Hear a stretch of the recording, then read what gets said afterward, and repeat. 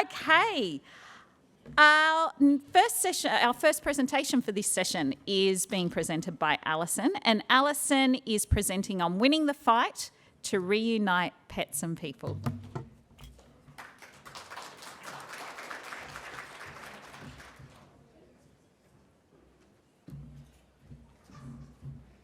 Thank you, Simone. And just once again, what an incredible summit. It's so well produced. Everything's so smooth. What an incredible MC.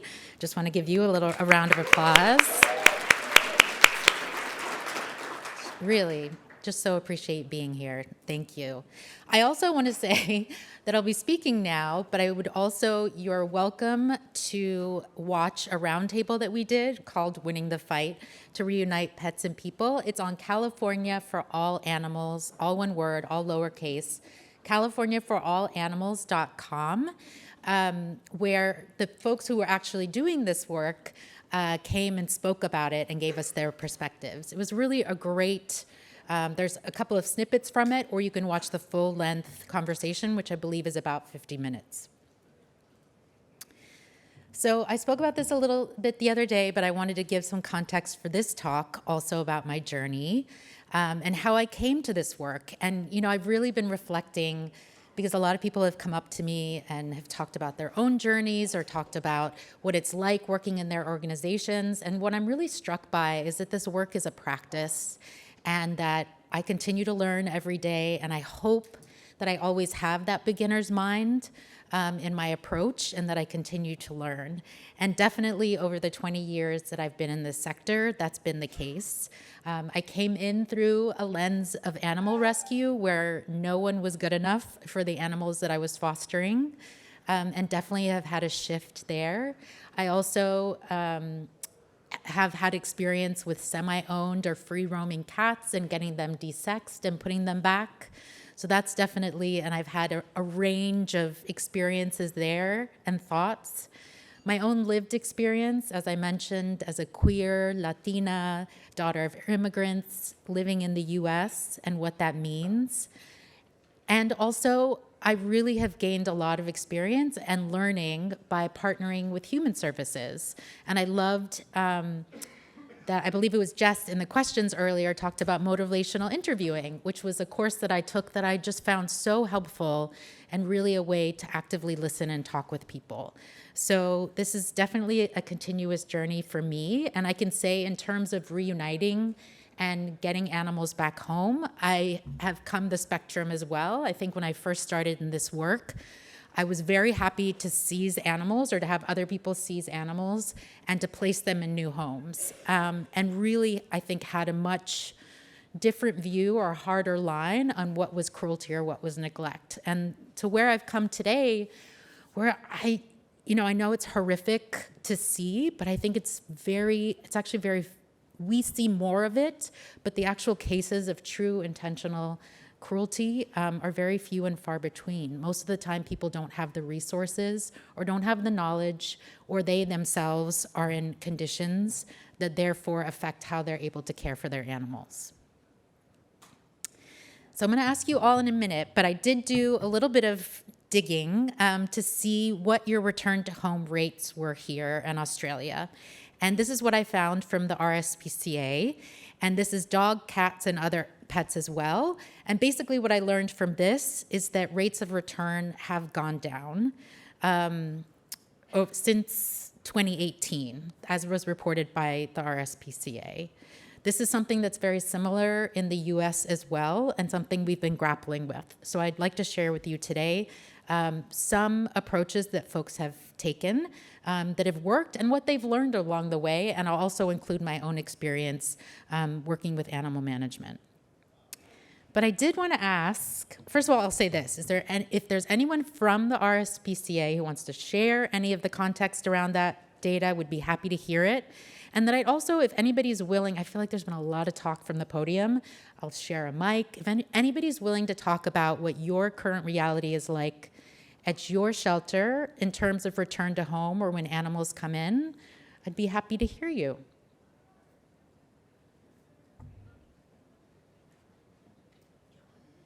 Perfect.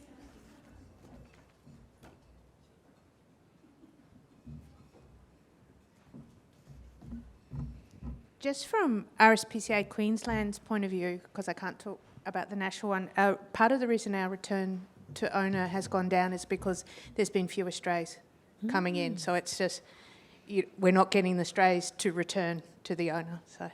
So that's kind of a good a good thing. Yeah. That's wonderful. That context is important. Thank you. Thank you. Thank you. And I know it's hard sometimes to get up and speak in front of a group. Oh, someone else. Yes, please. Having published a bit of data on this, it was really interesting when we surveyed Victorian councils looking at their return to owner rates. And some of them had return to owner rates for cats of up to 30% or higher. And when you talk to those councils, they did everything they could. And even if they had a contract with a not-for-profit to take the cats, they would keep them there. They would try and use Facebook and every way of getting them home before they took them to the shelter. And so it's our staff absolutely motivated to try and get those animals home and not hold them if they, can't pay impoundment fees and things like that. Just get them home. So it is socioeconomic dependent, but it's also very dependent on the motivation to get animals back to their owners. Love it. And one more. Yes, up here. Hi, my name's Dee, and I run a small pound in the Hunter Valley. It's Maitland City Council. It's only 25 bays, and we've been going for 2 years. I'm a rescue group that actually contracts to the council. And prior to that, I've run 2 other pounds, and I've always maintained a return to owner rates in the high 90s. But what I have noticed recently is it's getting harder and harder to get animals home, because a lot of the time it's their owners actually bringing them in as strays. Now, my rescue group last year, we raised $40,970 in what we call a Freedom Buster, and we do help people get their animals home. And we're still even struggling with that, with how bad things are because of the housing crisis, because they can't afford to feed them. So everything that we do try is to get those animals home, but the reality is half the time it is their own owners bringing them in for various reasons. Our cats are very hard because most people don't see the value in microchipping their cats, which is really a struggle for me because I'm a cat owner myself.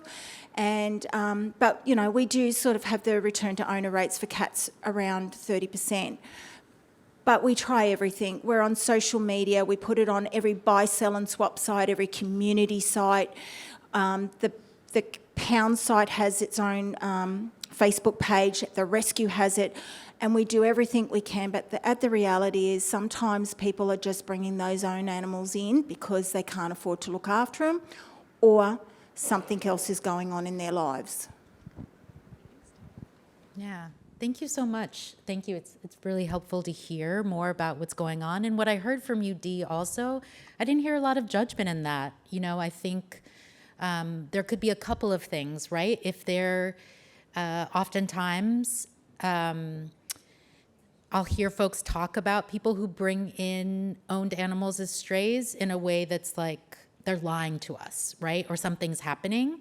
And I really appreciate that you framed it in that they can't care for them anymore. And so if maybe there's a shame factor, or maybe there's a discomfort that they might say that they're strays. Sorry, did you have a comment? Yeah.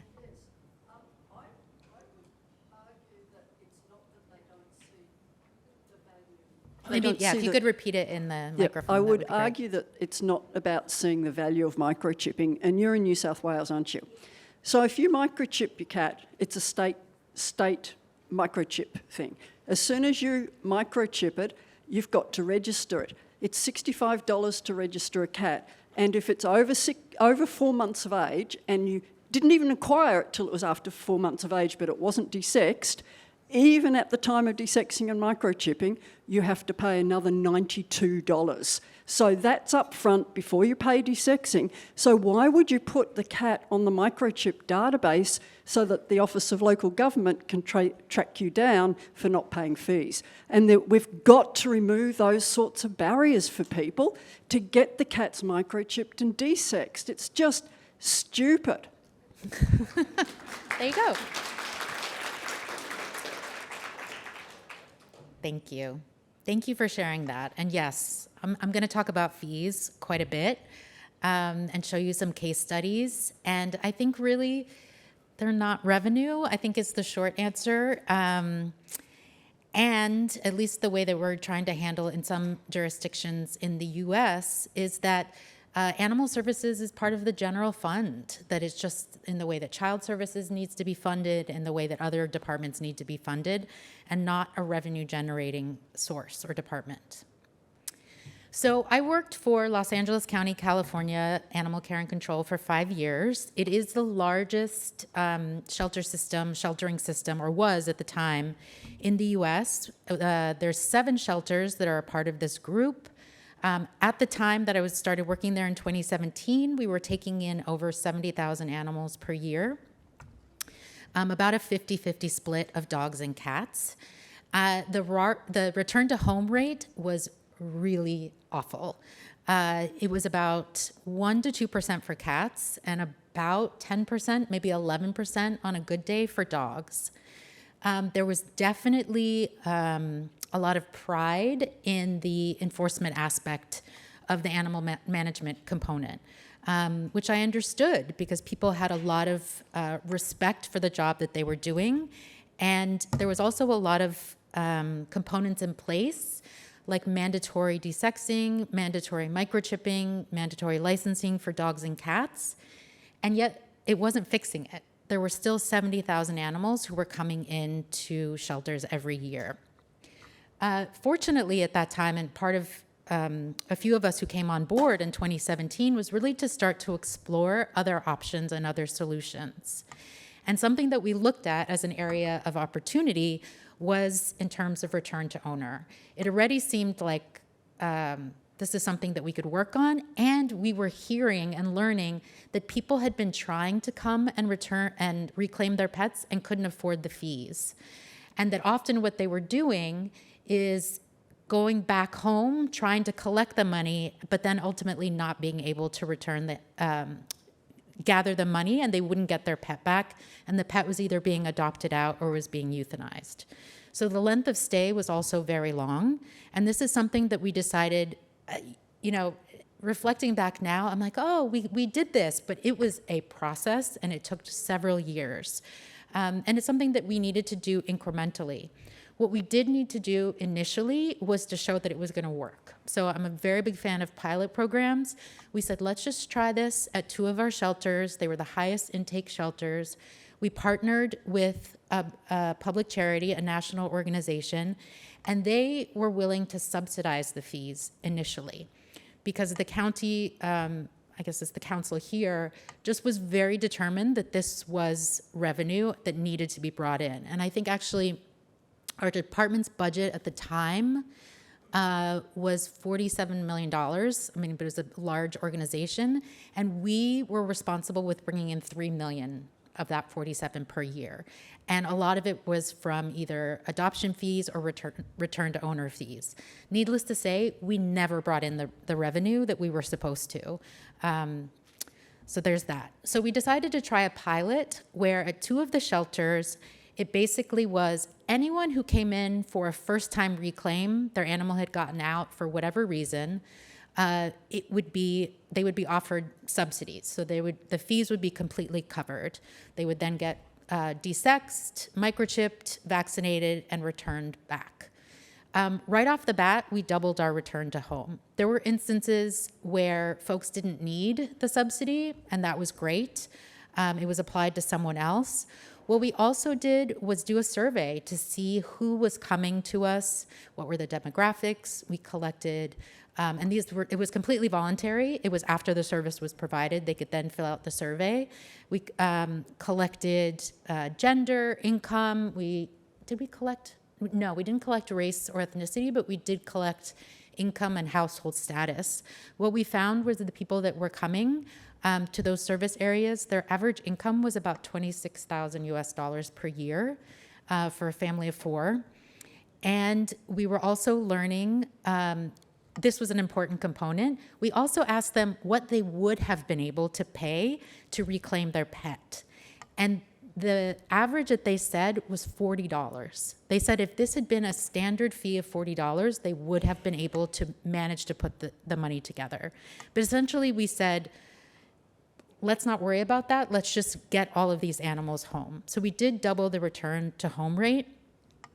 There's still a lot of work to be done there. I left there in 2021, and by now there is a sort of a Friends of group or a public charity that's associated with the shelter and with animal management, and they're subsidizing the fees, but they still haven't completely, and there's been proposals to lower it to $60 across the board.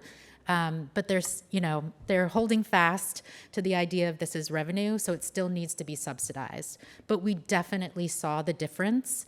And what I can also say is that it was internalized across the department and even with our animal management officers, that reuniting pets with their people was the goal, no matter what. And I really saw a shift.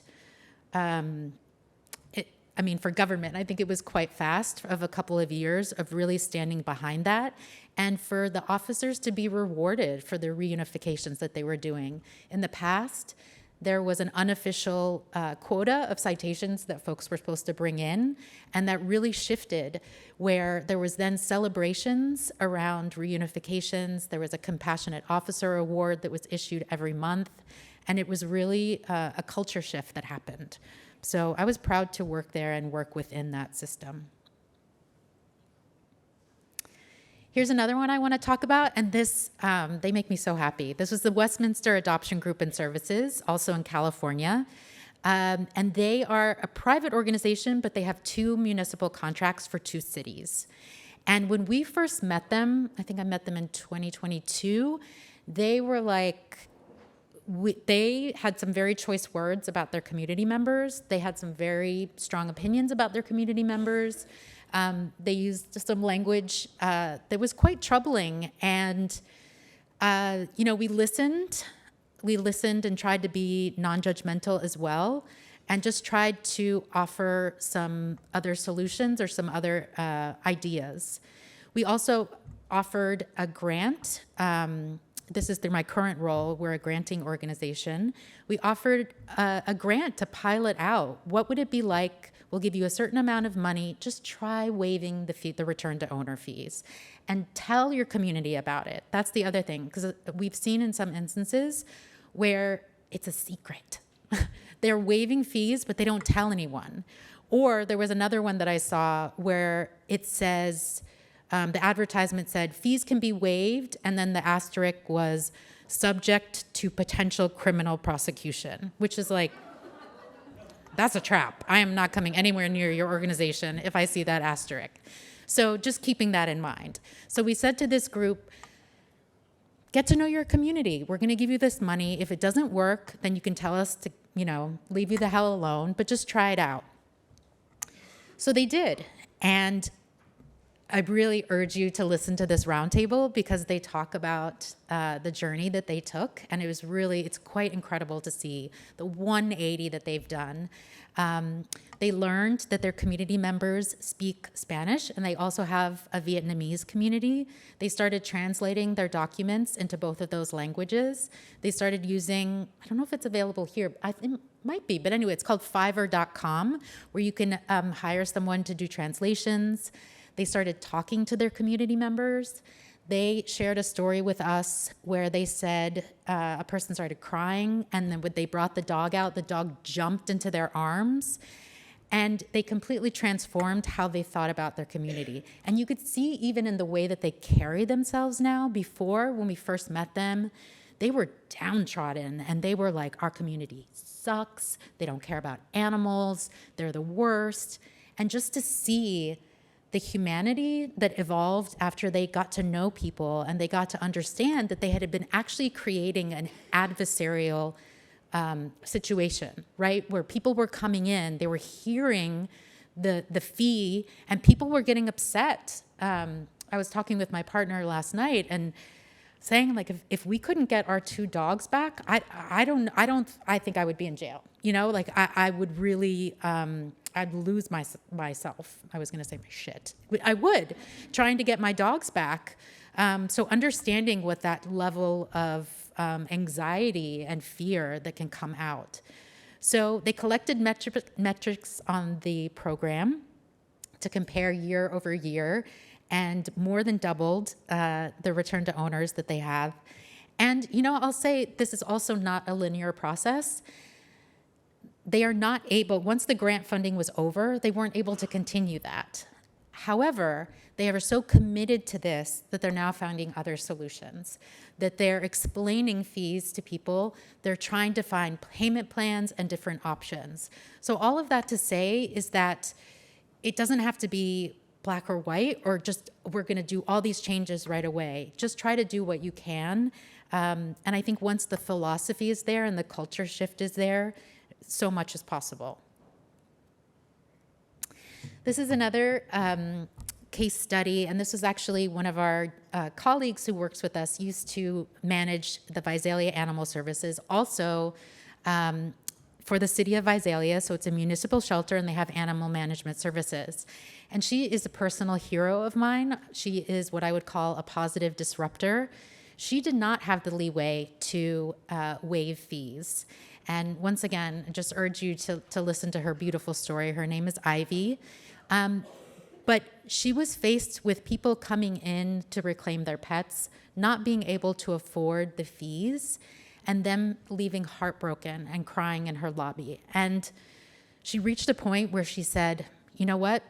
This is not the right thing to do, and I'm going to go ahead and waive these fees. And I could get in trouble. I could lose my job. And she says it herself, that she doesn't suggest that anybody necessarily try to lose their job, but she knew how important this was.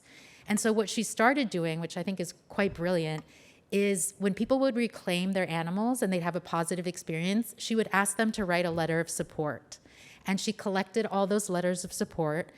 And she never got questioned, but she said, if my boss ever comes to me and says, why did you waive these fees? Why didn't you charge? She would have all these letters to show, look at how happy our community is. They've reclaimed their pets. They have their beloved animals back home with them. Here's the proof that we have. So she did whatever she could to reunite families with their beloved animals. And she also got to work with her animal management officers to say, you have the authority and you're empowered to carry out return to field. So if you find a dog in the field, please get that animal back home. And I have to say this, just remarking on my own experience with animal management officers at Los Angeles County, people want tools, right? And before, the only tool that they had was their citation book. And so that's all they could use. They wanted to see the situation resolved, and they wanted to see the animal in a better place. So once we gave them a variety of tools, it really opened things up much more. And that's what happened in Visalia as well.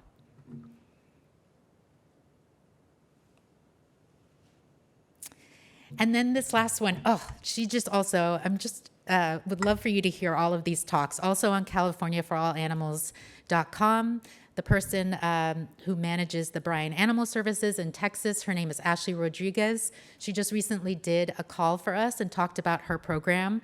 This is a small city east of Houston, Texas, and they had a very strict process originally. They had an impound fee.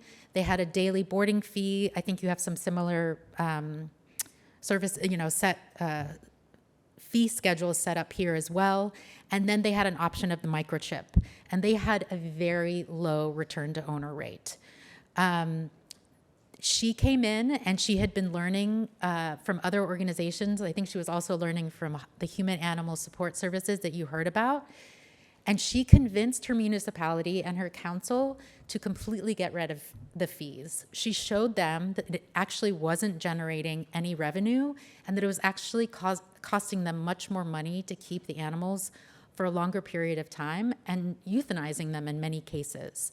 So she asked them to take a chance and to say, instead of any impound fee or any daily boarding fees, let's just charge $10 for a microchip. Let's have people come in, reclaim their animals, and actually, if they don't have the $10 for the microchip, let's give it to them anyway. We have a small enough city, we'll be able to measure the results and really see what happens. And what they found is actually a lot of the time, people have the $10 and compared to what they used to have to pay, which was, and it might not sound like a lot, but it was $45 plus $15 per day, but it's predominantly a community that has lower disposable income and a high poverty rate. So even $45, $100 was not something that people could pay. So instead, generally the $10 they did have, and I should say something, a component with all of this that you've heard with some of the other programs, is also finding out why the animal got out, finding out if there was another need that might be resolved, if it was a fence repair that needed to happen, if it was a crate, whatever the situation is, which makes me think of also, we had this one pet owner come in and she needed to surrender her poodle. And when we talked more to her, she had someone that the poodle could stay with. She was becoming unhoused. But I think it was a relative, a cousin, didn't want to take the pet in because the pet kind of smelled and got dirty quite often, being a poodle. So we said, no problem. We will groom the pet for you every 2 weeks or whenever you need. And will that convince your cousin to then take the dog in? And we were able to keep them together while she was sorting out where to get housing and eventually going into a shelter.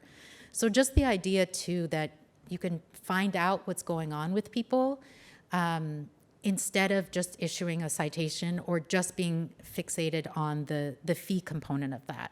And in the long run, it's going to be better for the health of the animal and the people. And that's the other thing. I love what they've done here in Bryan Animal Services. So now all animals are getting microchipped.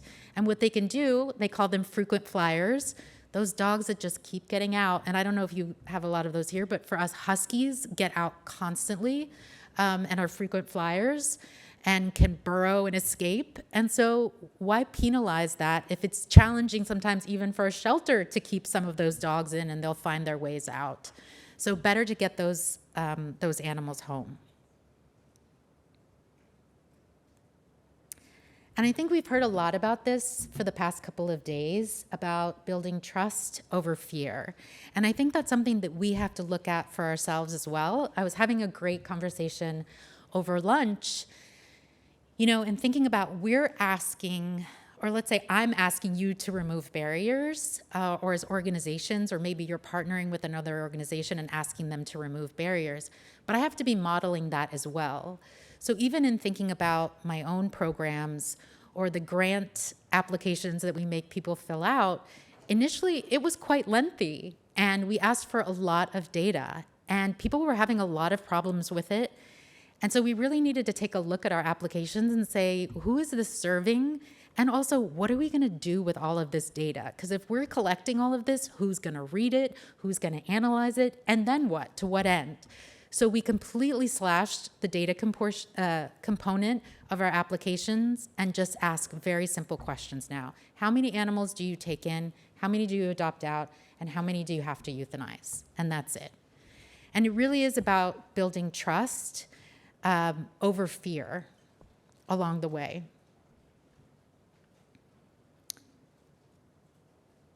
I'm going to go to this first. There's some great resources that are available, and I hope this QR scan works. If not, I'll be sure to get it to you for sure, and I'll put it on the Whova app. But these are all available on the Getting to Zed website, and it's for reuniting, and there's great resources. This flyer on the right-hand side, that's my dog, Dito. Bendito, if you know what that means, because he really is he's like a blessed little troubled dog. But anyway, Dito, I popped his picture in there. It asked where I was located, and I was able to generate this flyer right away. So there's tons of great services resources there. There's another lost pet flyer that you can get. So just really take advantage of what's out there. Steal all of this stuff. This information and resources should be shared with everyone. Yeah. So I'm wondering now, after several days of hearing all of these different things, and so many of you have come up and have shared how excited you are and what you're looking to implement. Maybe just take a moment, just a minute, to reflect on what you'd like to do next. There can be a lot, and I know for me, when I go to a conference, I have all these ideas, but it's like, what can I actually implement? And maybe you want to pick one. Maybe you're ambitious and want to pick 3. But let's just take a quiet minute and think about what you'd like to do next after what you've heard.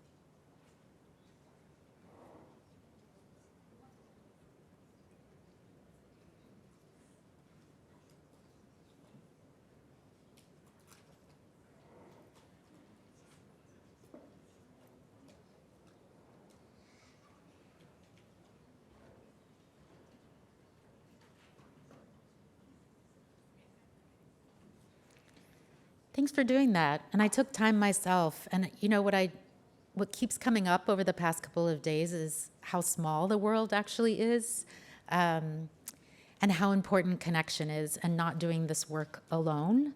I've shared with a couple of people, but I want to plug this resource as well because it's been so important to me. I'll just share that this work has been really hard, and I've had a lot of mental health struggles over the years, thinking that I'm not good enough, that I'm not doing enough.